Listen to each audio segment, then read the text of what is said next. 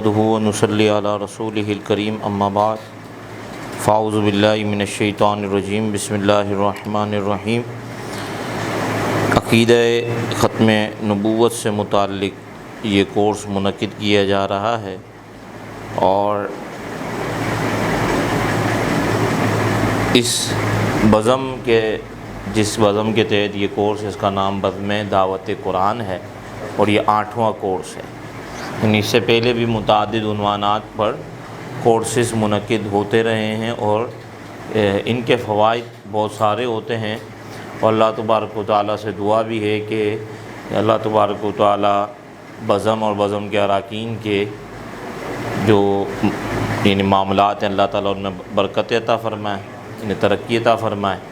اور چونکہ یہ سلسلہ تعلیم و تعلم کا ہے اور حضور علیہ السلام فرماتے ہیں انما بعثت معلما، مجھے معلم بنا کر بھیجا گیا ہے، تو اور پھر حضور علیہ السلام نے مسجد نبوی شریف کے اندر اس حلقے کا انتخاب کیا کہ جس میں تعلیم و تعلم کا سلسلہ تھا، تو یہ اسی کی ایک کڑی ہے، اسی سلسلے کی نورانیت میں سے ایک نور ہے۔ اللہ تبارک و تعالیٰ اس میں ضرور برکتیں پیدا فرمائے گا۔ عقیدہ ختم نبوت سے متعلق کورس ہے اور تقریباً 3 ماہ 12 کلاسز پر یہ کورس مشتمل ہوگا، اور ہماری کوشش ہوگی کہ اس عقیدہ ختم نبوت سے متعلق جملہ باتیں ہم آپ کے سامنے رکھ دیں اور اس کو مکمل کر لیں۔ آج چونکہ عقیدہ ختم نبوت کیا ہے اس کو سمجھنے سے پہلے ہمیں چند بنیادی عقائد سے متعلق باتوں کو سمجھنا پڑے گا۔ اس کا تعلق ہے نبی اور رسول سے۔ چلنے دیکھ لو،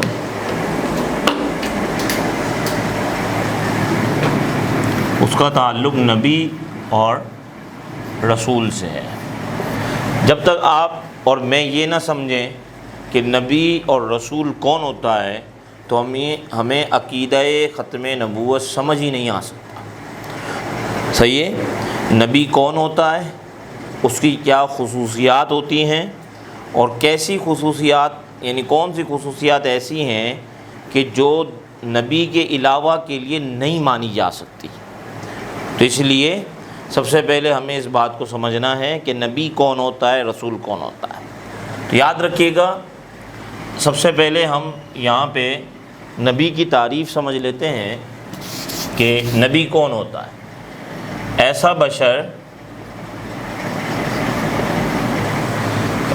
نبی ایسے بشر کو کہتے ہیں کہ جس کی طرف وحی آئے،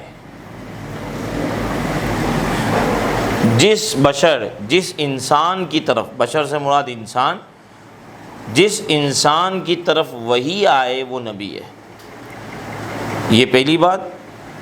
اب خواہ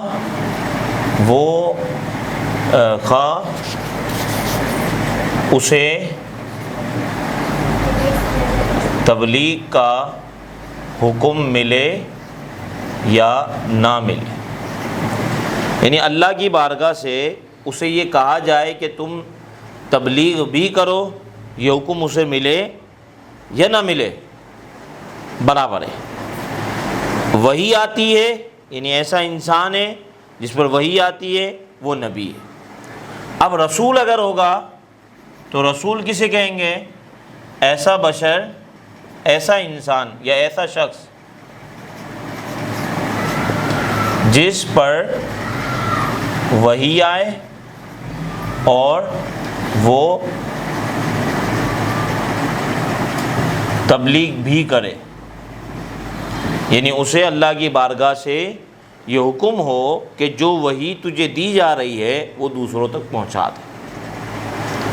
اگر یہ حکم نہیں آتا، بس اللہ کا خطاب اس پر آتا ہے، اللہ کی بارگاہ سے وحی آتی ہے، یعنی اللہ تبارک و تعالیٰ سے ہم کلام وہ ہوتا ہے، لیکن اسے تبلیغ کا حکم نہیں ملتا، اسے پہنچانے کا حکم نہیں ملتا، تو یاد رکھیے گا وہ نبی ہو سکتا ہے، رسول نہیں ہو سکتا۔ صحیح ہے؟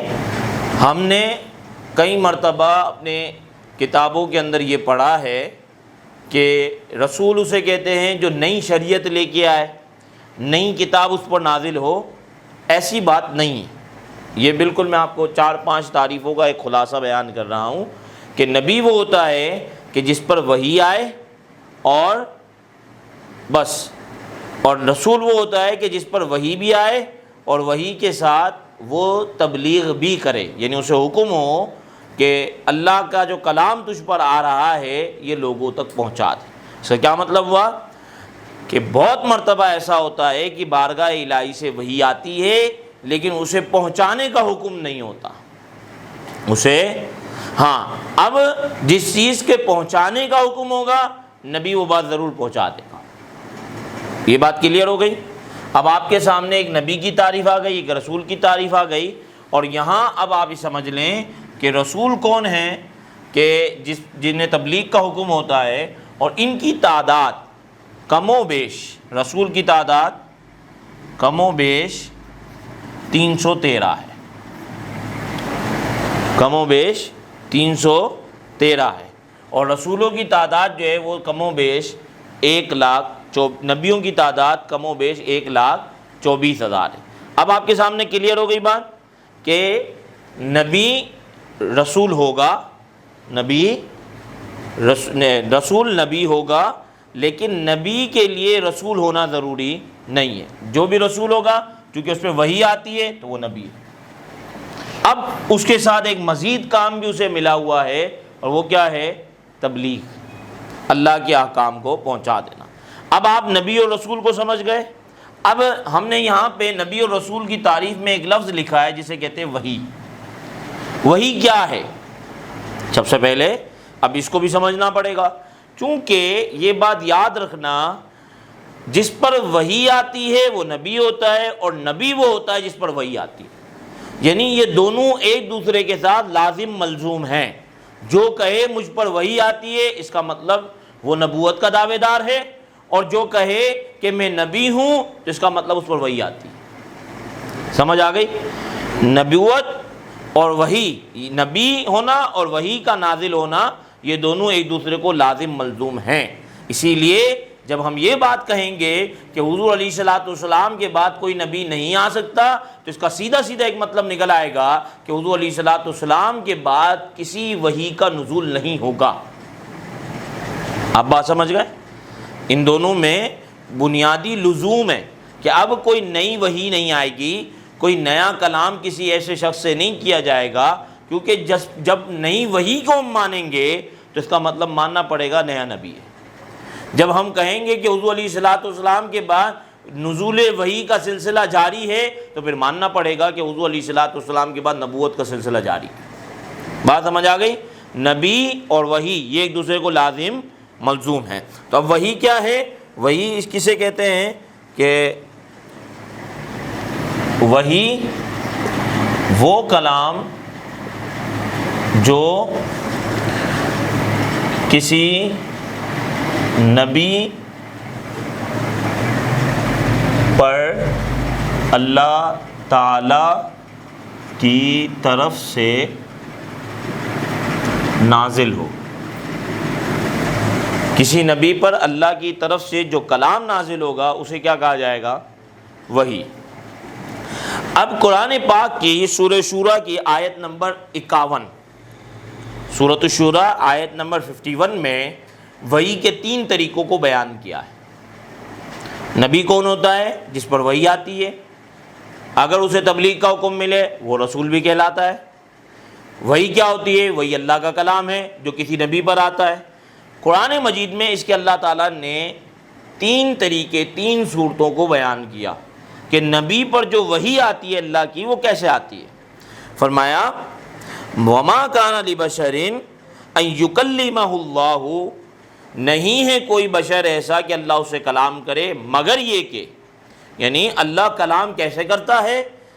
إِلَّا وَحْيًا، ایک وحی، یعنی یہاں مراد یہ ہے کہ بلا واسطہ اللہ سے ہم کلام ہونا، اللہ تعالیٰ سے ہم کلام ہونا، اور یہ ایسا ہم کلام ہونا ہے کہ جس میں یہ ہو سکتا ہے کہ اللہ تبارک و تعالیٰ کوئی بات نبی کے دل میں ڈال دے، نبی کے دل میں ڈال دے، اسے خواب میں بتا دے، یعنی اللہ تبارک و تعالیٰ اپنی بات اس تک پہنچا دے۔ اور اس کے پھر 6-7 طریقے کیسے پہنچاتا ہے۔ ایک تو یہ جس کو وحین کہا جاتا ہے، یہ بغیر فرشتے کے بغیر آواز سنے ہوتا ہے، یعنی اس میں آواز بھی نہیں آتی اور اس میں کسی فرشتے کا نزول بھی نہیں ہوتا، بس اللہ تبارک و تعالیٰ اپنی بات نبی کو بتا دیتا۔ دوسرا طریقہ فرمایا او من ورائی حجاب، پردے کے پیچھے سے کلام ہوتا ہے، یعنی پردے کے پیچھے سے بندے کو آواز سنائی دیتی ہے، جو موسیٰ علیہ السلام کو اللہ سے، یعنی اللہ کے ساتھ ہم کلام ہوتا تھا، یعنی موسیٰ علیہ السلام جو اللہ تعالیٰ سے ہم کلام ہوتے تھے، تو اس میں کیا تھا کہ موسیٰ علیہ السلام کو دیدار الہی نہیں ہوتا تھا، اللہ کا دیدار نہیں ہوتا تھا، ہاں اللہ تبارک و تعالیٰ کی بات موسیٰ علیہ السلام کو آواز سنائی دیتی تھی۔ وہ کیسی آواز تھی؟ ہم اس پہ کلام نہیں کر سکتے، صحیح ہے، مطلب اللہ تبارک و تعالیٰ کے کلام کو آپ خود سنتے تھے، اس لیے کلیم اللہ کہلاتے۔ وہ کیسے تھے؟ یعنی اس کو آواز بھی کہا جائے گا نہیں کہا جائے گا، اس میں حروف یا الفاظ ہوتے ہیں، وہ کیسی آواز ہوتی ہے، کیا ہوتی ہے، ہم نہیں بیان کر سکتے، لیکن یہ قرآن میں اللہ فرماتا ہے کہ میں ورائی حجاب، پردے کے پیچھے سے اللہ تبارک و تعالیٰ کلام فرماتا ہے۔ پردہ کس کے لیے ہوتا ہے؟ اللہ کے لیے نہیں، بندے کے لیے ہوتا ہے۔ یہ جو حجاب ہوتا ہے یہ بندے کے لیے ہوتا ہے، صحیح ہے، اللہ تعالیٰ سے کوئی چیز مخفی نہیں ہے، بندہ جو ہے وہ نہیں دیکھ سکتا، یہ بات ہو رہی ہے، صحیح ہے۔ اور تیسری چیز او یرسل رسولا، اللہ تبارک و تعالیٰ فرشتے کو بھیجتا ہے، اللہ تعالیٰ فرشتے کو بھیجتا ہے، اور آپ کو معلوم ہے کہ جبریل امین وحی لے کے آیا کرتے تھے۔ اب یہ 3 طریقے قرآن پاک کی آیت میں موجود ہیں، کہ ایک تو یہ کہ اللہ تبارک و تعالیٰ نبی کے اندر وہ بات ڈال دے گا، اس کے سینے میں بات اتار دے گا، اس کے دل میں وہ بات ڈال دے گا، یا اسے پردے کے پیچھے سے اللہ سے ہم کلام ہونے کا شرف حاصل ہوگا، یا اللہ تبارک و تعالیٰ کسی فرشتے کو بھیج دے گا۔ یہ وحی کے 3 طریقے بیان ہوئے کہ اللہ تبارک و تعالیٰ کسی نبی سے، کسی نبی پر اپنے کلام کو، اپنی بات کو کیسے نازل کرتا ہے، اس کے 3 طریقے سورہ شورى کی آیت نمبر 51 کے اندر اللہ تعالیٰ نے بیان فرما دی۔ سمجھ آ گئی؟ اب یہاں پر اس بات کو سمجھ لیں، یہ 3 باتیں جب آپ کے ذہن میں آ گئی تو اب آپ اس بات کو سمجھیں کہ نبی اور وحی یہ دونوں لازم ملزوم ہیں۔ اب کیا مطلب ہوا؟ مطلب یہ ہوا کہ جو نبوت کا دعویٰ کرے گا وہ وحی کی بات کرے گا۔ اب سوال یہ ہوتا ہے کہ نبی انسان ہوتا ہے، ہم نے لکھا ایسا بشر، یعنی نبی کیا ہوتا ہے؟ انسان ہوتا ہے، بشری لبادے میں آتا ہے۔ تو سوال یہ پیدا ہوتا ہے کہ نبی جب آ کر کہے گا کہ میں اللہ کا بھیجا ہوا ہوں، اللہ کا پیغام تم تک سنانے آیا ہوں، مجھ پر اللہ کی وحی اترتی ہے، تو جب ہم اپنے جیسے ایک انسان کو دیکھیں گے بظاہر جو ہمارے جیسا ہے، کہ جو ہم پر نہیں ہو رہا، جو اس پر نہیں ہو رہا، اس پر نہیں ہو رہا، اس پر نہیں ہو رہا، یہ وہی انسان جو انسانی لبادے میں کھڑا ہوا ہے، بظاہر دیکھنے میں وہ انسان ہے، بظاہر دیکھنے میں ہم جیسا ہے، وہ یہ دعویٰ کر رہا ہے، تو اس کی دلیل کیا ہے؟ سوال سمجھ آیا؟ کہ نبی اگر کہے آ کر کہ مجھ پر وحی آتی ہے، تو ہم کیسے مان لیں جبکہ ہم بھی تو انسان ہیں، وہ بھی انسان ہے، ہم بھی کھاتے پیتے ہیں، وہ بھی کھاتے پیتے ہیں، ہم بھی سوتے جاگتے، وہ بھی سوتا جاگتا ہے۔ سوال سمجھ آیا بنیادی؟ ہم کیسے مان لیں کہ یہ جو دعویٰ کرنے والا ہے، جو کہتا ہے کہ مجھ پر اللہ کی وحی آتی ہے، اللہ کا کلام مجھ پر نازل ہوتا ہے، ہم کیسے مان لیں؟ تو اس کا جواب یہ ہوتا ہے کہ نبی کے لیے جیسے وحی ضروری ہے، نبی کے لیے جیسے، یعنی وحی اور نبی یہ دونوں برابر ہیں، یعنی کیا مطلب؟ جو کہے مجھ پر وحی آتی ہے وہ نبی ہے، جو نبی ہوگا اس پر وحی آئے گی۔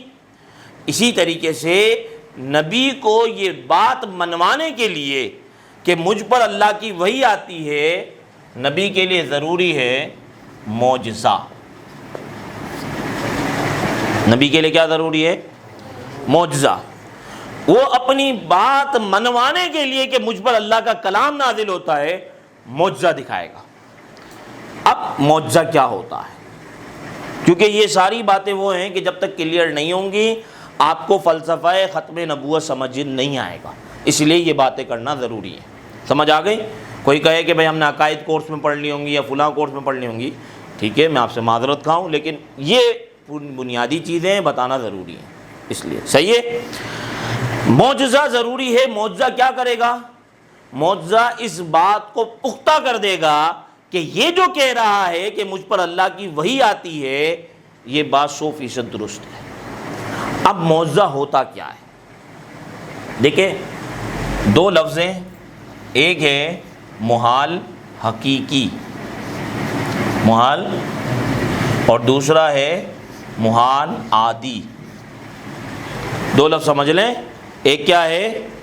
محال حقیقی، اور ایک ہے محال عادی۔ محال حقیقی کا یہ مطلب ہوتا ہے کہ جو ہو ہی نہیں سکتا۔ محال حقیقی کا کیا مطلب؟ بولیں، جو ہو ہی نہیں سکتا۔ جیسے دو خدا نہیں ہو سکتے، اللہ تعالیٰ کا اپنے آپ کو ختم کر دینا نہیں ہو سکتا۔ سمجھ آ گئی؟ تو یہ محال حقیقی ہے، جو ہو ہی نہیں سکتا۔ صحیح؟ دوسرا ہوتا ہے محال عادی، جو ہو تو سکتا ہے، جو ہوتا نہیں ہے، جو ہو تو سکتا ہے لیکن ہوتا نہیں ہے۔ جیسے انسان کا ہوا میں اڑنا ہو سکتا ہے، اللہ چاہے تو ہو سکتا ہے، لیکن ہوتا نہیں۔ انسان کے ہاتھوں سے پانی کا نکلنا، چشموں کا جاری ہو جانا ہو تو سکتا ہے، ہوتا نہیں ہے۔ بات سمجھ آ رہی ہے نہیں آ رہی ہے؟ کوئی بندہ اپنے پیٹ میں چھری ڈال لے یا اس کو گولی مار دی جائے تو وہ مر تو سکتا، یعنی بچ سو سکتا ہے، لیکن عموماً گولی جب دل پہ لگے گی تو بچ تو سکتا ہے لیکن بچتا۔ تو یہ کہلاتا ہے کہ جو چیز ہو تو سکتی ہے لیکن عادتاً ہم نے دیکھا نہیں ہے کہ ہوتی ہو۔ بات سمجھ آئی؟ اور محال حقیقی کیا ہوتا ہے؟ جو ہو ہی نہیں سکتا، جو، سمجھ آ گئی بات؟ کلیئر؟ جو معجزہ ہوتا ہے وہ کیا ہوتا ہے؟ اس کا تعلق ہوتا ہے محال عادی سے۔ معجزے کا تعلق کس سے ہوتا ہے؟ یعنی ایک چیز عادتاً نہیں ہو سکتی، نبی وہ کر کے دکھا دیتا ہے۔ نبی جو چیز عادتاً، دیکھیں آپ بولنا پڑے گا تھوڑا ساتھ دیں، جو چیز عادتاً ہو نہیں سکتی نبی وہ کر کے دکھا دیتا ہے۔ سمجھ آئی؟ چاند کے دو ٹکڑے عادتاً کوئی نہیں کر سکتا، چاند کو وہ ہلا نہیں سکتا اپنی مرضی سے، نبی وہ کر کے دکھا دیتا ہے۔ سورج ڈوبا ہوا ہے، کوئی واپس اس کو نکال نہیں سکتا، نبی وہ کر کے دکھا دیتا ہے۔ صحیح ہے؟ تو اس کو کہتے ہیں معجزے کا تعلق ہوتا ہے خلاف عادت سے۔ خلاف، اس کا دوسرا لفظ بھی استعمال ہوتا ہے خرق عادت۔ خرق عادت کا مطلب ہے کہ عادتاً جو چیز چل رہی ہے اس کو پھاڑ دو، یعنی سورج چلے جانے کے بعد واپس نہیں آ سکتا، یہ عادت ہے، اس کو اپوزٹ کر کے دکھا دو کہ بھائی واپس آ گیا۔ چاند کو کوئی یہاں سے بیٹھ کے اشارے کر کے ہلا نہیں سکتا، ہلا کے دکھا دو۔ تو اس کو کہا جاتا ہے خرق عادت، یعنی عادت کے خلاف کر لینا۔ عادتاً ایسا نہیں ہوتا، وہ ہو جاتا ہے۔ اب سمجھ آ گئی؟ تو نبی جب دعویٰ کرتا ہے کہ میں اللہ کا نبی ہوں، میں اللہ کا بھیجا ہوا ہوں، اور مجھ پر اللہ کی وحی آتی ہے، مجھ پر اللہ کا کلام اترتا ہے، جب وہ دعویٰ کرتا ہے تو سامنے دیکھنے والا کہتا ہے کہ بھائی آپ بظاہر ہم جیسے انسان ہیں، آپ بھی ہماری طرح کھاتے پیتے ہیں، آپ بھی ہماری طرح بچپن سے بڑے ہوئے ہیں، ہم آپ کی بات کو کیسے مان لیں؟ وہ معجزہ کر کے دکھا دیتا ہے۔ ایسے مان لو کہ جو چیز نہیں ہو سکتی، جو عادتاً نہیں ہے، میں وہ کر کے تم کو دکھا رہا ہوں۔ آپ کو بات سمجھ آ گئی؟ ابراہیم علیہ السلام جو ہے ان کو آگ میں ڈال دیا، آگ میں جانے کے بعد کئی دنوں تک رہنے کے بعد بچنا ممکن نہیں ہے، بچنا بظاہر ممکن نہیں ہے، عادتاً کوئی بچتا نہیں ہے، لیکن بچ کے دکھا دیا، یہ معجزہ ہے۔ آپ کو باتیں سمجھ آ گئی؟ معجزہ دماغ میں آ گیا؟ وحی آ گئی، نبوت آ گئی۔ اب یہ باتیں وہ ہیں جو ایک دوسرے کے ساتھ لازم ملزوم ہیں۔ نبی ہے تو وحی آئے گی، وحی آئے گی تو وحی کو پروف کرنے کے لیے معجزہ چاہیے۔ اب حضور علیہ السلام جب تشریف لائے تو حضور علیہ السلام نے کئی معجزات دکھائے، لیکن جو معجزہ حضور علیہ السلام کی نبوت کی دلیل ہے، جو معجزہ کہ سید عالم صلی اللہ علیہ وسلم نبی ہیں، آپ کی نبوت کی جو دلیل معجزہ ہے وہ قرآن پاک۔ ایسا کلام یہ کوئی دنیا کے اندر انسان کی عادت سے باہر ہے، ایسا کلام کہہ دینا، ایسی بات کر دینا، یہ انسان کی طبیعت سے باہر ہے، صحیح ہے۔ لیکن اللہ چاہے تو ایسا کلام نبی کی زبان پر جاری فرما رہا ہے۔ سمجھ آ گئی بات؟ تو قرآن مجید کیا ہے؟ حضور علیہ السلام کی نبوت کا معجزہ، حضور کی نبوت کا۔ اب دیکھو، ہر نبی اپنے زمانے میں آئے، ہر نبی نے اپنے زمانے میں کوئی نہ کوئی معجزہ دکھایا۔ موسیٰ علیہ السلام کا جو عصا تھا وہ سانپ بن جاتا، صحیح ہے، آپ ہاتھ ایسے اندر ڈالتے اور نکالتے تو ہاتھ چمکتا ہوا نور بن جاتا۔ یہ دو معجزے اللہ نے آپ کو، ید بیضا، اس کو ید بیضا کہتے ہیں، ہاتھ سفید ہو جاتا، بہت روشن ہو جاتا، ایک یہ معجزہ، اور ایک حضرت موسیٰ علیہ السلام کا جو عصا تھا وہ کیا بن جاتا؟ سانپ بن جاتا۔ یہ دو معجزے ان کی نبوت کی دلیل بن گئے کہ یہ سچے ہیں، اسی وجہ سے کہ جب حضرت موسیٰ علیہ السلام کے سانپ نے ان کے جو رسیاں تھیں، جو بظاہر لوگوں کو سانپ نظر آ رہی تھیں، اس کو جب نگل لیا تو وہ جتنے بھی جادوگر تھے وہ جھک گئے کہ اس بندے نے جو کیا ہے وہ جادو نہیں ہے، کیونکہ جادو میں حقیقتاً چیز بدلتی ہی نہیں ہے۔ جادو میں چیز حقیقتاً، جادو میں کیا ہوتا ہے کہ میرے اور آپ کے دماغ کے اوپر ایسا اثر کیا جاتا ہے کہ ہمیں وہ چیز دوسری نظر آنے لگ جاتی ہے، وہ چیز حقیقت میں بدلتی۔ وہ لاٹھیاں اور رسیاں جو تھیں وہ لاٹھیاں اور رسیاں ہی تھیں، دیکھنے والوں کی نگاہ میں وہ کیا تھا؟ سانپ تھے۔ لیکن موسیٰ علیہ السلام نے عصا کو جب سانپ بنایا تو حقیقت میں سانپ بن گیا۔ اسی وجہ سے وہ جادوگر کہنے لگے کہ وہ جھک گئے، انہوں نے کلمہ پڑھا موسیٰ علیہ السلام کا اس بنیاد پر کہ یہ جو کر رہا ہے یہ جادو، کیونکہ ہمیں سمجھ آ جاتا ہے یہ جادو ہے، یہ حقیقت میں بدل گیا ہے، اس لیے اس سانپ نے وہ ساری رسیوں کو نگل لیا جو بظاہر لوگوں کو سانپ لگ رہے تھے۔ کلیئر ہوا؟ مسئلہ سمجھ آیا؟ تو اب کہنے کا مطلب یہ ہے کہ ہر نبی اپنے زمانے میں کوئی نہ کوئی معجزہ دکھاتا ہے جو اس کی نبوت کی دلیل بنتا ہے۔ اب دیکھو، حضرت موسیٰ علیہ السلام زمانے میں آئے، لوگوں کو معجزہ دکھایا، اب لوگوں پر ماننا واجب ہو گئی یہ بات کہ یہ اللہ کا نبی ہے۔ جو انکار کرے گا وہ کافر کہلائے گا، وہ مردود کہلائے گا، وہ دھتکارا ہوا کہلائے گا۔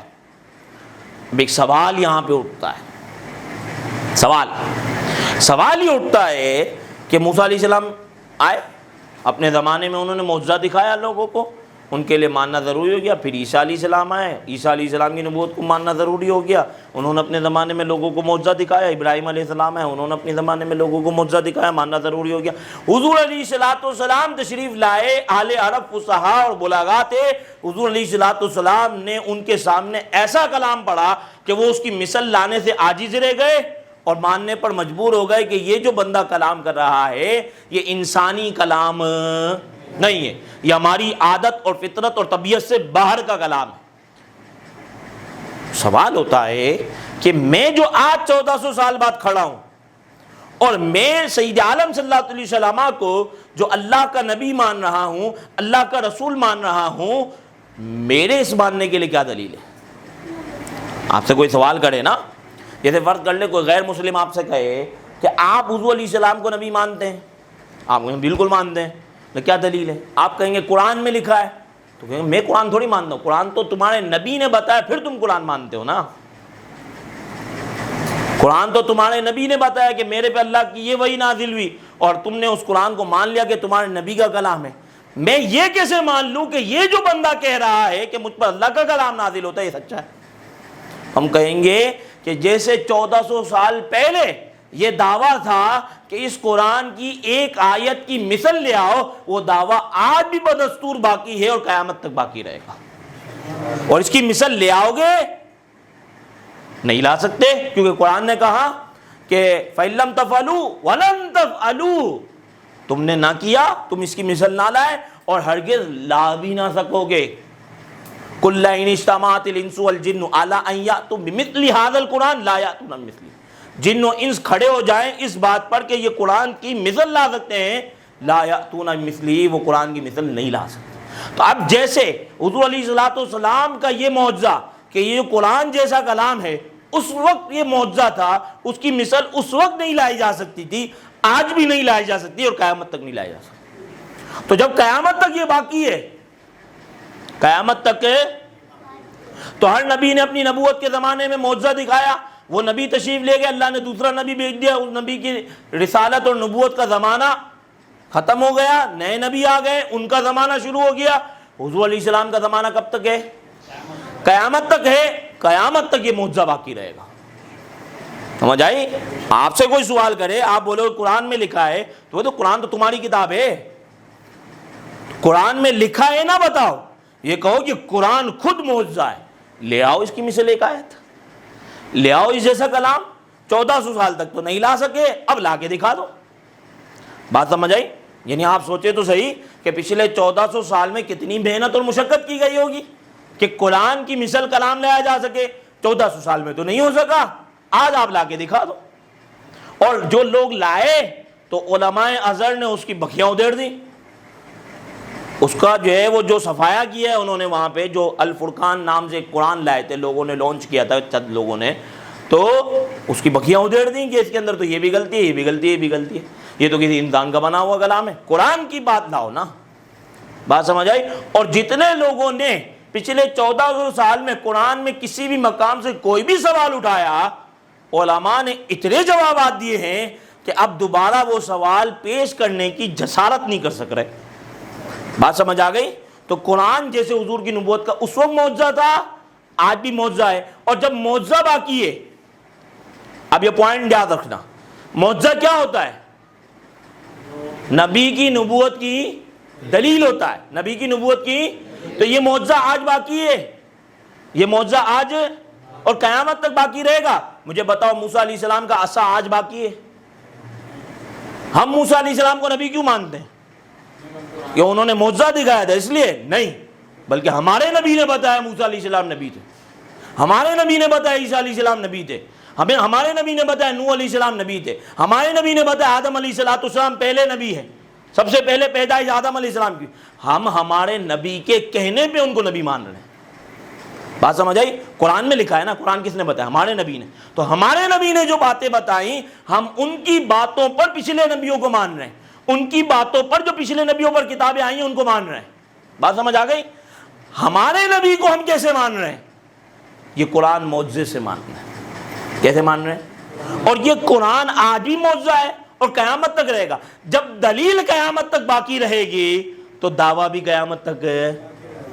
پچھلے انبیاء کی دلیل باقی ہے. موسیٰ علیہ السلام کا عصا موجود ہے؟ نہیں ہے. موسیٰ علیہ السلام ید بیضا دکھاتے تھے، آج موجود ہے؟ نہیں. تو ان کی نبوت کی دلیل آج موجود نہیں ہے. تو اس لیے ان کو ہم نبی مانتے ہیں، لیکن نبی کے بتانے پہ. ہمارے نبی کی نبوت کی دلیل آج بھی موجود ہے، قیامت تک باقی رہے گی. جب دلیل موجود ہے تو دعویٰ بدستور باقی رہے گا، اور جب دلیل قیامت تک ہے تو دعویٰ بھی. تو جب ایک نبی کی نبوت کا زمانہ چل رہا ہے تو دوسرا نبی کیسے آ سکتا ہے؟ مسئلہ سمجھے آپ؟ جب دلیل قیامت تک باقی ہے ایک نبی کی اور اس کا زمانہ چل رہا ہے قیامت تک، تو پھر قیامت تک دوسرا نبی کیسے آ سکتا ہے؟ سمجھ آ گئی کہ نہیں آ گئی؟ یہ کلیئر ہوا مسئلہ؟ تو اسی لیے میں نے یہاں سے آپ کے سامنے شروع کیا قصہ کہ نبی کون ہوتا ہے، رسول کون ہوتا ہے. نبی پر وحی آتی ہے، وحی کے کتنے طریقے سورہ شورا کی آیت نمبر 51 میں موجود ہیں. اور پھر نبی کی نبوت کو کیسے مانا جائے گا؟ معجزے سے مانا جائے گا. اور معجزہ چونکہ حضور علیہ السلام کی نبوت کا معجزہ قرآن ہے، یہ قیامت تک باقی رہے گا، اس کی مثل نہیں لائی جا سکتی. تو قیامت تک دوسرا نبی آئے گا بھی. اب محال حقیقی کیا ہوتا ہے؟ جو ہو ہی نہیں سکتا، امپاسبل ہے. محال عادی یہ ہوتا ہے جو ہو سکتا ہے لیکن عادتاً ہوتا نہیں ہے. عادتاً۔ اب یہی موالادی اگر نبی دکھائے تو معجزہ، اگر ولی دکھائے تو کرامت۔ یہی موالادی اگر جو ہے وہ نبی دکھائے تو کیا کہلاتا ہے؟ معجزہ۔ اور اگر جو ہے وہ نبی یعنی اگر یہی موالادی اگر ولی دکھائے تو کرامت کہلاتی ہے۔ عام مومن دکھائے، بتاؤ کا ایسا ہوتا ہے بھائی، ایک مومن ہے وہ 20ویں مالے سے گرا، نیچے سیدھا آ کے کھڑا ہو گیا، اس کو کیا مطلب؟ عام مومن ہے، بلکہ آپ یوں سمجھ لو کہ مطلب بظاہر کوئی ہم یہ نہیں کہہ سکتے کہ کوئی بہت بڑا اللہ کا ولی ہے، صحیح ہے؟ تو اگر عام مومن اس طریقے کی بات صادر ہو تو اس کو کہتے ہیں معونت۔ کیا کہتے ہیں؟ معونت، معونت، صحیح ہے؟ اور اگر کوئی کافر یا کوئی فاسق اور فاجر شخص ہے، اس سے کوئی ایسا کام ہو جائے تو اسے کہا جاتا ہے استدراج۔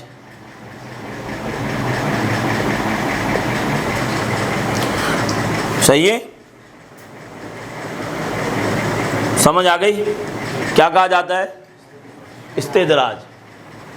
اب آپ کے ذہن میں ایک سوال آ جانا چاہیے جب یہ بات ہم نے کی کہ اگر ایسا کام جو عادتاً نہیں ہو سکتا لیکن کر کے دکھا دے، نبی دکھائے تو معجزہ، ولی دکھائے تو کرامت، عام مومن سے ہو جائے تو معونت، اور کافر اور فاسق اور فاجر سے ہو جائے تو استدراج۔ اب سوال آ جانا چاہیے ذہن میں، جیسے کوئی بھی شخص کھڑا ہو کہ نبوت کا دعویٰ کرے اور ایسا کام کر کے دکھا دے تو آپ نے کہا تھا کہ خلاف عادت کر کے دکھا دے تو وہ اس کی اس بات کی دلیل بن جاتا ہے کہ یہ اللہ کا نبی ہے۔ تو اگر کوئی ایسا شخص کر کے دکھا دے، فرض کر لے، سوال ایک کا ہے، سمجھ آئی سوال؟ کہ اگر کوئی شخص کھڑا ہو، وہ کہے کہ مجھ پر اللہ کی وحی آتی ہے، اللہ کا کلام مجھ پر نازل ہوتا ہے، اور وہ ایسا کام کر کے دکھا دے جو عادتاً ممکن نہیں ہے، تو کیا اس کو نبی مان لیا جائے گا؟ آپ تو اس وجہ سے کہیں گے نا کہ چونکہ حضور علیہ السلام پر نبوت کا دروازہ بند ہو گیا، ختم نبوت ہو گئی، اس لیے اب نہیں ہو سکتا۔ میں ایک جنرلی سوال کر لوں، فرض کر لیں حضور علیہ السلام سے پہلے ہم کھڑے ہوئے، سوال سمجھ آیا؟ سوال کو سمجھو۔ سوال یہ ہے کہ فرض کر لیں حضور علیہ السلام سے پہلے کے زمانے میں، ابھی ختم نبوت نہیں بھی، فرض کر لیں، اب کوئی شخص آ کے کہتا ہے کہ میں اللہ کا نبی ہوں، اور جھوٹا ہے، جھوٹ بول رہا ہے، صحیح ہے؟ اور وہ پھر ایسا کام کر کے دکھا دے تو کیا اس کی نبوت کو مان لیا جائے گا؟ تو یاد رکھیے گا، علماء نے یہ بات لکھی کہ اگر کوئی شخص جھوٹا ہو اور نبوت کا دعویٰ کرے تو اس کے ہاتھ سے خلاف عادت نہیں ہوگا۔ بات سمجھ آئی؟ نبوت کا دعویٰ کرے تو اس کے ہاتھ سے خلاف عادت چیز کا ظہور ہی نہیں ہوگا۔ بات سمجھ آ رہی ہے نہیں آ رہی؟ الوہیت کا دعویٰ کرے، خدا ہونے کا دعویٰ کرے تو اس کے ہاتھ سے ایسی چیز ہو سکتی ہے۔ فرض سمجھے، میں بنیادی مسئلہ سمجھا رہا ہوں۔ بنیادی بات کیا کی میں نے کہ ایسی چیز جو عادتاً نہیں ہوتی، کوئی شخص کھڑا ہو کے کہے کہ مجھ پر وحی آتی ہے، میں نبی ہوں، اور وہ خلاف عادت کر کے دکھائے گا تو علماء فرماتے وہ دکھا ہی نہیں سکتا کیونکہ وہ جھوٹا ہے۔ نبوت کے دعوے میں کیا ہے؟ سچا ہوگا تو دکھا دے گا، جھوٹا ہوگا تو نہیں دکھا سکتا۔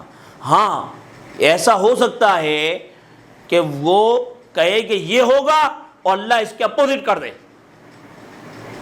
اللہ تعالیٰ اس کے خلاف کر دے۔ جیسے مرزا قادیانی کہتا تھا میں نے یہاں ایک بچہ پیدا ہونے والا ہے، میں نے بچہ پیدا ہونے والا ہے، بچی پیدا ہو جاتی، بچی پیدا ہو جاتی، بچہ پیدا ہی نہیں ہوتا۔ سمجھ آئی کہ نہیں آئی؟ ایسا ہو سکتا ہے کہ اس کے خلاف ہو جائے، لیکن یہ نہیں ہو سکتا کہ وہ یہ کہے کہ مطلب اپنے ہاتھ سے کوئی ایسا خلاف عادت کام کر کے دکھانے کی کوشش کرے اور وہ ہو جائے، یہ نہیں ہو سکتا۔ بات سمجھ آئی کہ نہیں آئی؟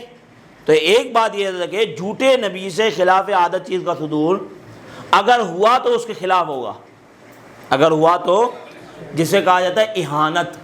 کیا کہا جاتا ہے؟ اہانت، کہ جو مطلب جو چیز کا دعویٰ کرے کہ میں یہ کر رہا ہوں، یہ یہی کر کے دکھا دوں گا، اور خلاف عادت ہو اور اس کے اپوزٹ ہونا شروع ہو جائے تو اس کو کہا جاتا ہے اہانت۔ بات سمجھ آ گئی؟ بیٹا یہ تو بیٹھ جاؤ یا باہر چلے جاؤ، بات سمجھ آ گئی آپ کو؟ لیکن اگر وہ خدائی کا دعویٰ کرے تو ایسا ہو سکتا ہے۔ اگر وہ، اب آپ بولیں گے نبوت کا دعویٰ کرے تو آپ کہتے نہیں ہو سکتا اس سے، یعنی اس سے معجزہ نہیں ہو سکتا اگر وہ نبوت کا دعویٰ کرے تو جھوٹا ہو، تو معجزہ اس سے ساتھ خلاف عادت عمل اس سے نہیں ہوگا۔ لیکن وہ خدائی کا دعویٰ کرے تو آپ کہتے ہو جائے گا، جیسے دجال خدائی کا دعویٰ کرے گا اور کرتب بھی دکھائے گا لوگوں کو۔ اس کی وجہ کیا ہے کہ خدا کے بارے میں مسلمانوں کا بنیادی نظریہ یہ ہے کہ خدا انسان نہیں ہے۔ وہ دعویٰ کرنے والا کیا ہے؟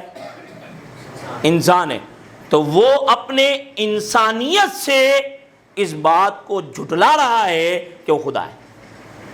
اب وہ چاہے 200 ڈرامے کر کے دکھاتا رہے، وہ سارا استدراج کے لائے گا، وہ کوئی بھی معجزہ،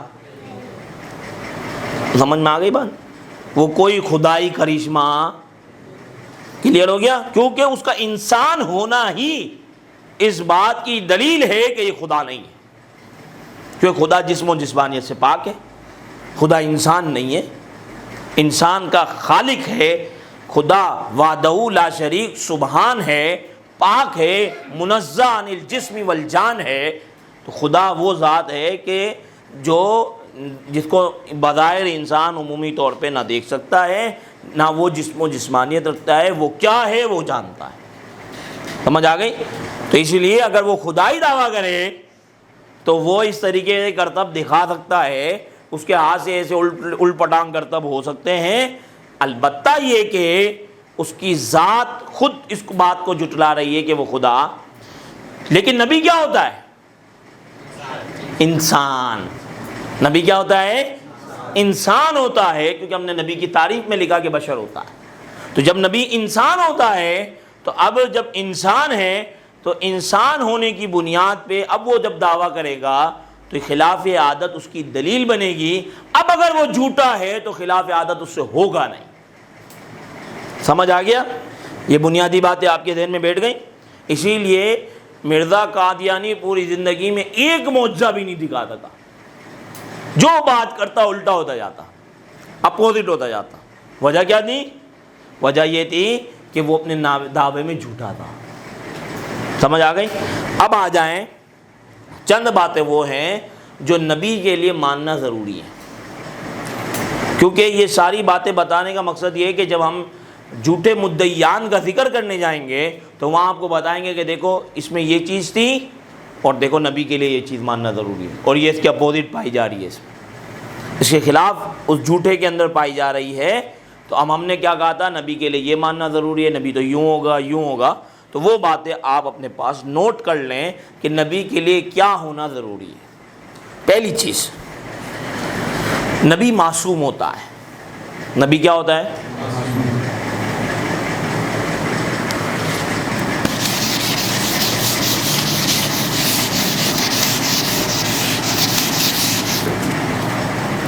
نبی کے لیے بنیادی جو پہلی چیز ہے وہ ہے معصوم ہونا۔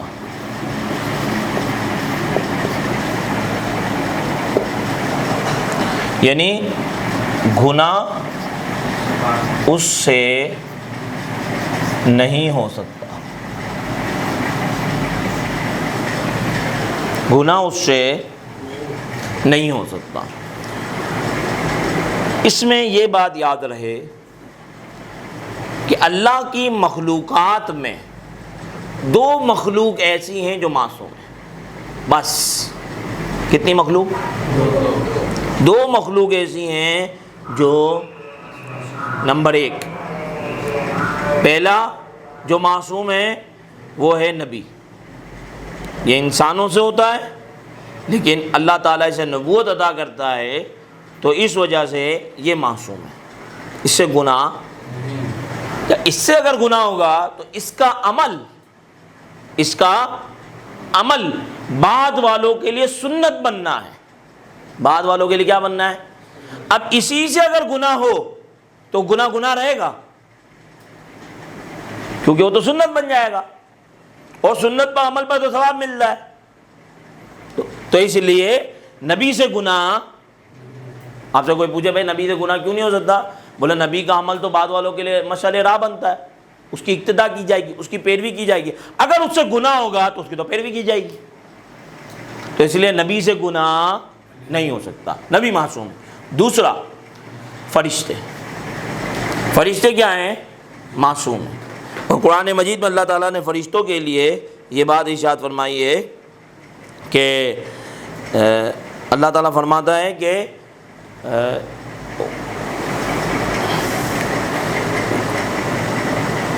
قرآن پاک میں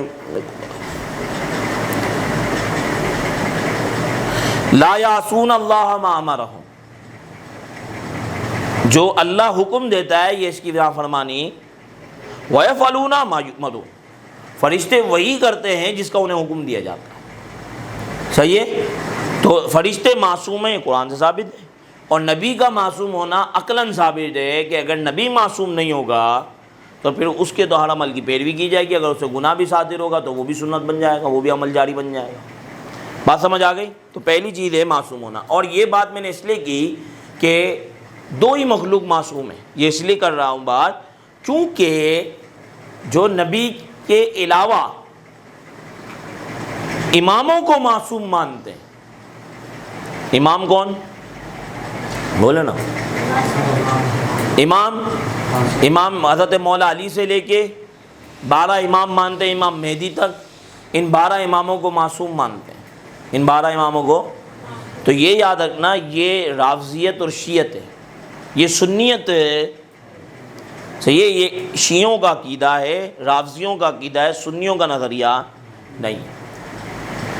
یہاں یہ بات میں آپ کو پوائنٹ دے کے جا رہا ہوں اور اس کو اپنے ذہن میں بٹھا لیجئے گا، یہ جو شیعہ ہیں، رافضی ہیں، ان کے یہاں، اور یہ مطلب ان کی کتابوں میں لکھا ہوا ہے، بلکہ آپ یوٹیوب پہ جائیں گے تو ان کے بیانات بھی موجود ہیں، مطلب کوئی ایسی بات نہیں کرے کہ ہم ان پہ تہمت لگا رہے ہیں۔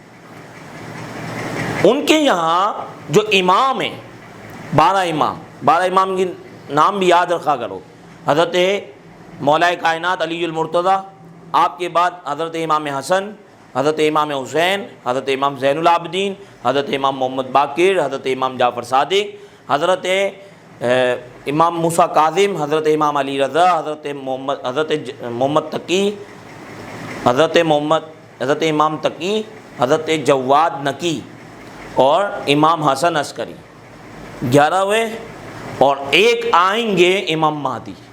ہمارے نزدیک امام مہدی پیدا ہوں گے، بڑے ہوں گے، پھر اللہ کی بارگاہ سے ان کے لیے اعلان ہوگا خانہ کعبہ پہ کہ یہ خلیفہ ہے مہدی، ہم پورا اس کا چیپٹر بعد میں کھولیں گے آپ کے سامنے، کیونکہ جو مدعیان نبوت ہے وہ امام مہدی ہونے کا بھی دعویٰ کرتے ہیں، تو اس کو ہم بعد میں اپنے سبق میں لیکچر میں ذکر کریں گے اس کا۔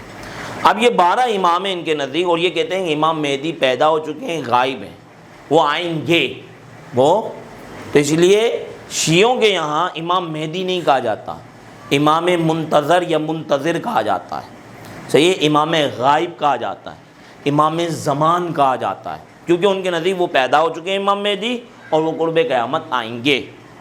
سمجھ آ رہی ہے باتیں؟ یہ ضروری باتیں۔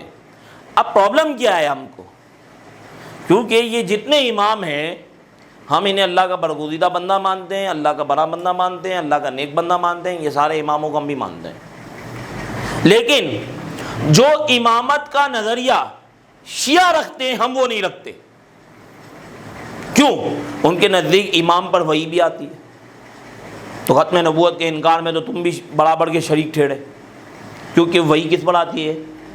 جب ہم کہتے ہیں کہ جب ان پہ وحی آتی ہے تو یہ نبی ہوئے، کہتے ہیں نہیں وحی نبی نہیں ہے، ہم نبی نہیں مانتے، لیکن نبی کی جتنی خصوصیات ہیں یہ سب اماموں کے لیے مان لیتے ہیں۔ جیسے نبی معصوم ہوتا ہے تو امام بھی معصوم ہوتا ہے، نبی پر وحی آتی ہے امام پر بھی وحی آتی ہے۔ بات سمجھ آ رہی ہے کہ نہیں آ رہی؟ جبکہ وحی کا دروازہ رسول اللہ پر، رسول اللہ کے زمانے میں، سنیں رسول اللہ کے زمانے میں حضور تشریف فرما ہیں، حضور کے زمانے میں اور حضور کے بعد سے لے کے قیامت تک حضور کے علاوہ کسی پر وحی نہیں ہے۔ بنیادی بات، کوئی کہ ٹھیک ہے آپ یہ کہتے ہیں نا ختم نبوت یعنی حضور کے بعد کوئی نبی نہیں آئے گا، یہ بات کا مطلب یہ نہیں سمجھنا حضور تشریف لے گئے دنیا سے اب کوئی نہیں آئے گا، نہ، بات کا مطلب یہ کہ حضور جب دنیا میں آ گئے اب کوئی نہیں ہے۔ مسلمہ کذاب نے نبوت کا دعویٰ کب کیا تھا؟ حضور کے زمانے میں۔ اسود انسی نے نبوت کا دعویٰ کب کیا تھا؟ حضور کے زمانے میں۔ حضور جب تشریف لے آئے اب نبوت کا اور نزول وحی کا دروازہ حضور پر بند ہو گیا، یعنی حضور جب تک ہیں یہ سلسلہ جاری ہے، حضور تشریف لے گئے یہ سلسلہ بند ہو گیا، اور حضور کے زمانے میں بھی صرف حضور ہی تھے جن پر وحی آتی تھی، کسی صحابی پر کسی ولی پر کوئی وحی کا نزول صحیح ہے۔ اب اس میں ایک بات آپ نے نوٹ کرنی ہے، پھر انشاءاللہ اگر میں کسی درس میں بھول جاؤں بتانا تو آپ نے مجھے یاد دلانا ہے۔ الہام، یہ نوٹ کر لیں، یہ آئے گا مسئلہ، الہام یہ نوٹ کر لیں، یہ پھر ہم اگلی ڈیٹیل کریں گے۔ تو نبی کے لیے کیا ضروری ہے؟ معصوم ہونا۔ تو شیعہ جو ہے ان کے یہاں نظریہ یہ ہے کہ جو امام ہے نا، امام جتنے بھی ہیں 12 کے 12 یہ سب حضور علیہ الصلوۃ والسلام سے درجے میں بلند نہیں ہیں، لیکن حضور علیہ السلام کے علاوہ باقی تمام انبیاء سے ان کا درجہ بلند ہے۔ سمجھ آئی؟ ان کے نزدیک سب سے پہلی چیز ہے امامت، اس کے نیچے آتی ہے نبوت۔ تو ہم نے کہا کہ پھر حضور علیہ الصلوۃ والسلام سے تو امام اوپر چلے گئے، تو کہتے ہیں نہیں، حضور خود بھی امام ہے، لیکن 12 امام کی فہرست میں حضور کو رکھتے نہیں، کہتے ہیں حضور خود بھی امام ہے، تو حضور علیہ الصلوۃ والسلام تو امام بھی ہیں، نبی بھی ہیں، باقی جتنے بھی انبیاء ہیں وہ امام نہیں نبی ہیں، تو اس لیے 12 اماموں کا درجہ نبی سے بلند ہے۔ اور یہ بات یاد رکھنا، کسی امام کو، کسی ولی کو نبی سے، کسی بھی نبی سے افضل جاننا اسلام سے باہر کر دے گا انسان۔ سمجھ آ گئی؟ یہ جو کہا جاتا ہے نا شیعہ کافر، یہ جو رٹ لگائی جاتی ہے، اس کی بنیادی وجہ یہ ہے کہ یہ 12 اماموں کو انبیاء سے افضل جانتے ہیں۔ آپ ٹرائی کرنے کے لیے کسی بھی شیعہ سے پوچھ سکتے ہو، جو شیعہ نالج بھی رکھتا ہو، اپنے مکتب مدرسے سے تعلق بھی رکھتا ہو، آپ اس سے پوچھ سکتے ہو کہ آپ یہ بتاؤ کہ حضرت مولا کائنات علی المرتضیٰ کا مرتبہ آدم علیہ السلام سے بلند ہے یا نہیں ہے؟ حضور علیہ السلام کا نام نہیں لینا، کیا پوچھنا؟ آدم علیہ السلام افضل ہے یا مولا کائنات علی المرتضیٰ افضل ہے؟ شیعہ اگر اپنے عقیدے کو جانتا ہوگا تو بولے گا کہ حضرت امام علی علیہ السلام افضل ہے۔ بات سمجھ آئی؟ اور یہی وجہ ہے کہ اعلیٰ حضرت امام اہل سنت نے فتاوی رضویہ کے اندر اسی ایک یہ وجہ، ایک دوسری بھی وجہ ہے، اس بنیاد پر بھی انہیں کہا کہ شیعہ جو ہے نا یہ کافر ہے۔ اس کی وجہ یہ ہے کہ یہ اماموں کو نبی سے افضل مانتے ہیں۔ کلیئر بھی آپ کو بات؟ ابھی ہم آپ کو شیعت کا کورس نہیں کرا رہے، ورنہ آپ کو ڈیٹیل میں بتا دے کہ ان کے مزید کیا نظریات ہیں، اور امامت کا نظریہ ان کا کتنا بھوکس نظریہ ہے جو ان کا نظریہ ہے۔ صحیح ہے؟ ہمارے نزدیک کیا ہے؟ ہمارے نزدیک یہ ہے کہ ولی ہو، امام ہو، اگر نبی نہیں، کہ نبی بھی امام ہوتا ہے، ولی ہوتا ہے، لیکن ولی جو عرفاً کہا جاتا ہے، امام جو عرفاً کہا جاتا ہے، وہ نبی نہیں ہوتا۔ تو نبی پر وحی آتی ہے، نبی معصوم ہوتا ہے، نبی کے علاوہ فرشتے معصوم ہیں، یعنی وہ انسان ہی نہیں ہے، تو انسانوں میں صرف نبی معصوم ہے، انسانوں میں صرف نبی معصوم ہے۔ نبی انسانوں میں نبیوں پر وحی آتی ہے، بس ختم مسئلہ۔ اس کے علاوہ اگر ہم بات کرنے جائیں تو پھر یہ بات ذہن نشین رہے کہ جتنے بھی امام ہوں، جتنے بھی اولیاء اللہ ہوں، بڑے بڑے اولیاء اللہ ہیں، اللہ تعالیٰ ان کی حفاظت فرماتا ہے، لیکن ان سے گناہ بھی ہو سکتا ہے، ان سے گناہ بھی کلیئر ہے۔ یہ نہیں ہے کہ ان سے گناہ ہو ہی نہیں سکتا، صدیق اکبر سے بھی گناہ ہو سکتا ہے، فاروق اعظم سے بھی گناہ، ہم معاذ اللہ ان کی توہین نہیں کر رہے، مسئلہ سمجھا رہے ہیں آپ کو، مسئلہ یہ سمجھا رہے ہیں ان سے گناہ ہو سکتا ہے۔ ہاں، ان کے معاملات ایسے تھے کہ اللہ تبارک و تعالیٰ نے انہیں گناہوں سے بچائے رکھا، سمجھ آئی؟ لیکن نبی کون ہے جس سے گناہ نہیں ہو سکتا؟ تو عصمت یہ نبی کے لیے ضروری ہے، یہ ماننا ضروری ہے۔ دوسری اب چند آخری باتیں جو بنیادی ہیں نبی کے لیے. ایک یہ نبی معصوم ہوگا, نبی سچا ہوگا. نبی کیا ہوگا؟ جھوٹ نبی سے نہیں نکل سکتا. کیوں؟ کہ نبی سے اگر جھوٹ نکلے گا تو پھر اس کی بات پہ اعتبار کیسے رہے گا؟ یہ اللہ کا کلام ہے. تو نبی جھوٹا, نبی کے لیے سچ. نبی تبلیغ میں جو اللہ کی بارگاہ سے حکم ہوتا ہے مخلوق تک پہنچانے کا, نبی اس میں سے کچھ چھپاتا نہیں. نبی اس میں سے کچھ چھپاتا نہیں ہے. صحیح ہے؟ سمجھ آ گئی؟ تو جو اللہ کی بارگاہ سے پہنچانے کا حکم ہے دیا جاتا ہے, نبی اس سے کچھ چھپاتا نہیں ہے. یہاں سے ایک پوائنٹ آپ کو مزید تھوڑا سا سمجھا دوں. حضور علیہ السلام کے وصال سے پہلے حضور علیہ السلام نے فرمایا کہ کاغذ اور قلم لے کے آؤ. اور حضور علیہ السلام کی طبیعت ایسی تھی کہ سید عالم صلی اللہ علیہ وسلم, ظاہر ہے وہ موت سے قبل کے حالات تھے اور 63 سال کی عمر شریفہ ہے. نبوت کا بوجھ کتنا ہوتا ہے یہ کوئی نہیں جان سکتا.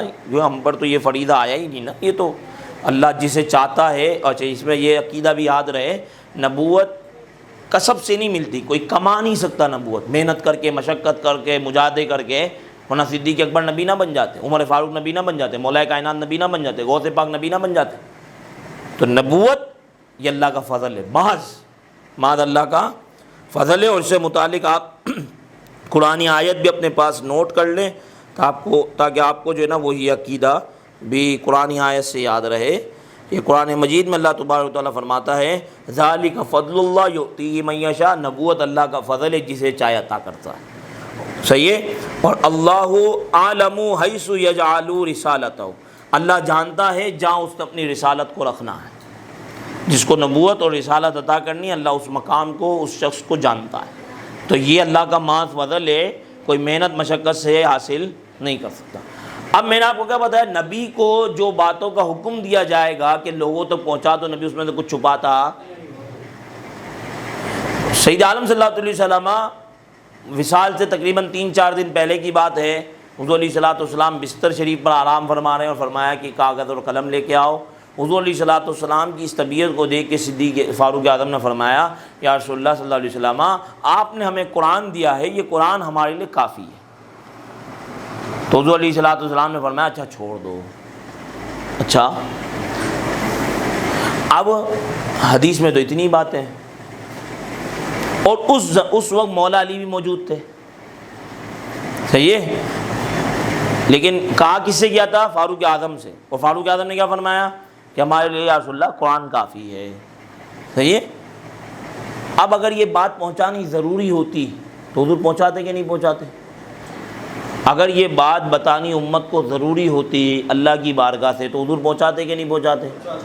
پہنچاتے نا, کیونکہ نبی جس بات کا اسے حکم دیا جائے گا مخلوق تک پہنچانے کا, نبی اس میں تو کچھ چھپاتا نہیں ہے. تو حضور علیہ السلام نے فرمایا ٹھیک ہے.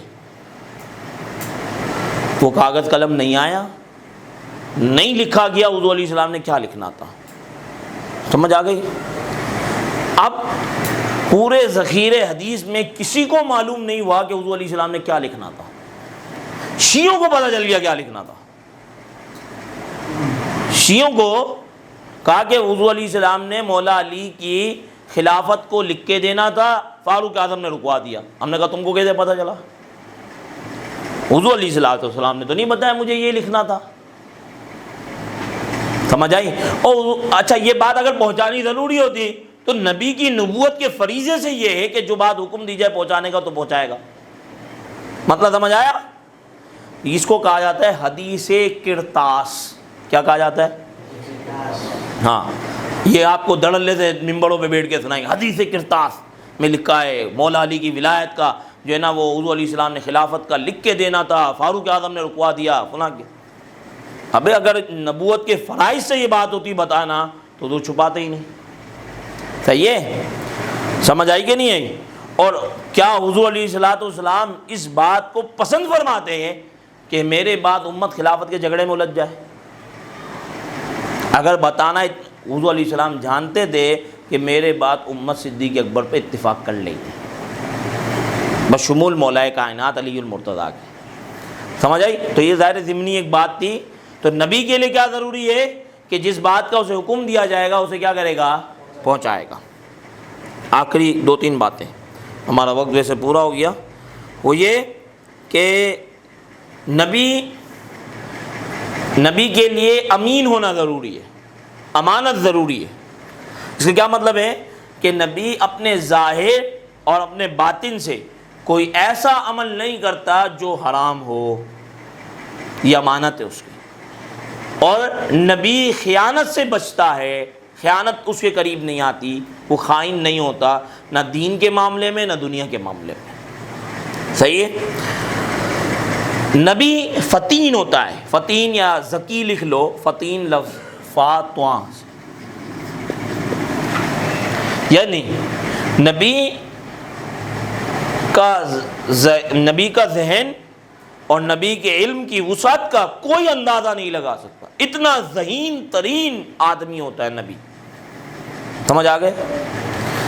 یعنی مرزا قادیانی کی جب حرکتیں آپ کے سامنے آئیں گی تو آپ سوچیں گے نا کہ نبی تو فتین ہوتا ہے، پھر وہ حرکتیں جب آپ دیکھو گے اب بولو گے یہ کہاں سے نبی ہے. سمجھ آئی کہ نہیں آئی؟ نبی کوئی ایسا کام نہیں اپناتا جو اس کے منصب کے خلاف ہو، یا کوئی ایسا پیشہ جو لوگوں کے اندر اچھا نہ سمجھا جاتا ہو، نبی اس پیشے کو نہیں اختیار کرتا. جس کی مثال علماء نے دی حجامت بنوانا. نبی ایسے اس قسم کے پیشوں کو اختیار نہیں کرتا جو معاشرے کے اندر بہت زیادہ اچھے پیشے نہیں سمجھے جاتے. اب تو مطلب ساری گندگی کو جو ہے نا وہ اچھا سمجھا جانے لگی ہے، تو لوگوں نے اپنی فطرت ہی بدل لی ہے، تو الگ بات ہے. صحیح ہے؟ اب تو مطلب سلون بن گئے اور پتہ کیا کیا، ہیئر ڈیزائنر، ہیئر کٹر، پتہ نہیں کیا کیا آ گئے. لیکن جو کٹوانے والا ہے وہ ان کو اس نگاہ سے نہیں دیکھتا، اور جو کٹوانے والا ہے وہ خود بھی سوچتا ہے کہ میں یہ کام تھوڑی کر دوں گا. سمجھ آئی کہ نہیں آئی؟ تو نبی اس قسم کے پیشوں کو اختیار نہیں کرتا. نبی اپنی ذات میں ہر اس عارضے سے، اس چیز سے محفوظ رہتا ہے جو عموماً لوگوں میں جسے گن آتی ہے، جیسے بھنگی چرسی جیسے گھومتے ہیں جس کپڑوں میں، جس حلیے میں. نبی ایسا حلیہ اختیار نہیں کرے گا. اسی طریقے سے نبی کو کوئی ایسی بیماری نہیں ہوگی کہ لوگ اسے قریب نہ جائیں.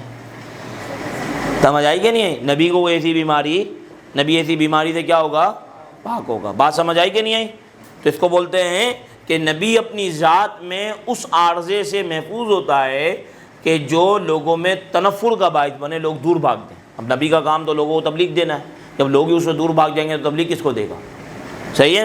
اسی طریقے سے نبی نسب کے معاملے میں بھی پختہ ہوتا ہے، اس کا نسب بالکل پرفیکٹ ہوگا.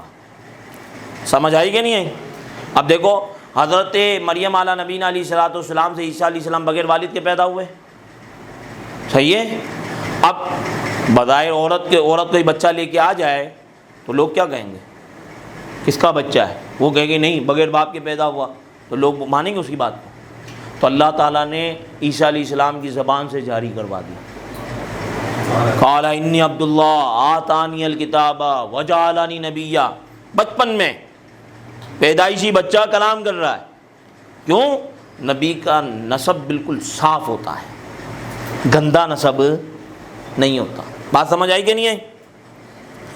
اور نبی اپنے زمانے والوں میں سب سے کامل ترین ہوتا ہے.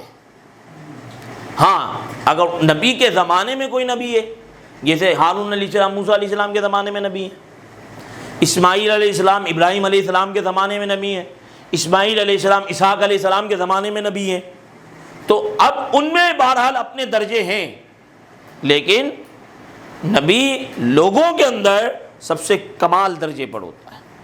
بات سمجھ آئی؟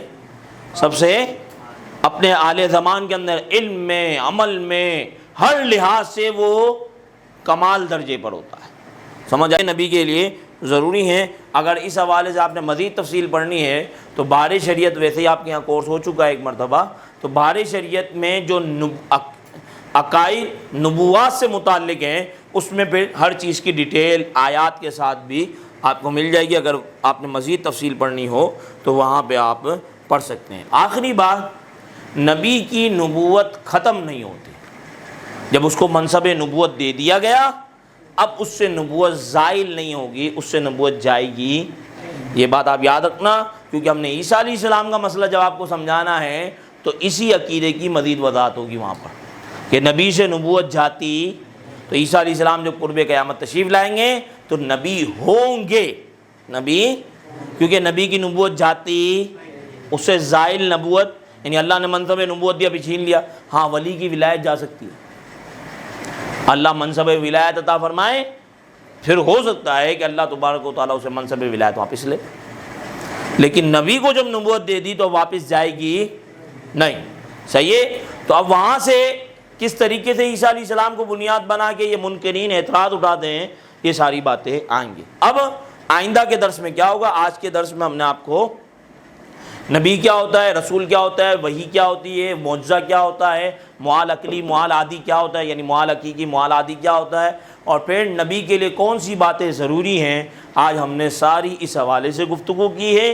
آئندہ درس میں ہم عقیدہ ختم نبوت کو واضح کر کے قرآنی آیات اور احادیث کی طرف جائیں گے، تاکہ جو ہے وہ قرآنی آیات سے آپ کو یہ عقیدہ بالکل واضح ہو جائے۔ اللہ تبارک و تعالیٰ سے دعا ہے تو ہمیں عمل کی توفیق عطا فرمائے۔ اللہم ربنا تقبل منا انک انت السمیع العلیم وتب علینا یا مولانا انک انت التواب الرحیم۔ اللہم ربنا اغفر لنا ولاخواننا الذین سبقونا بالایمان ولا تجعل فی قلوبنا غلا للذین آمنوا ربنا انک رؤوف رحیم۔ الہ العالمین اس کاوش کو اپنی بارگاہ میں قبول فرما، حضور علیہ الصلوۃ والسلام کے دین کو سیکھنے، سمجھنے اور دوسروں تک پھیلانے والا بنا۔ عقائد اہل سنت، مذہب اہل سنت پر الہ العالمین ہمیں ہمیشہ زندہ رکھ اور اسی مسلک پر ہمیں موت عطا فرما۔ ایمان پہ دے موت، مدینے کی گلی میں مدفن میرا محبوب کے قدموں میں بنا دے۔ مٹی نہ ہو برباد پس مرغ الہی، جب خاک اڑے میری تو مدینے کی ہوا ہو۔ ربنا تقبل منا انک انت السمیع العلیم وتب علینا یا مولانا انک انت التواب الرحیم۔ وصلی اللہ تعالیٰ علی خیر خلقہ سیدنا مولانا محمد و علیہ وسلم۔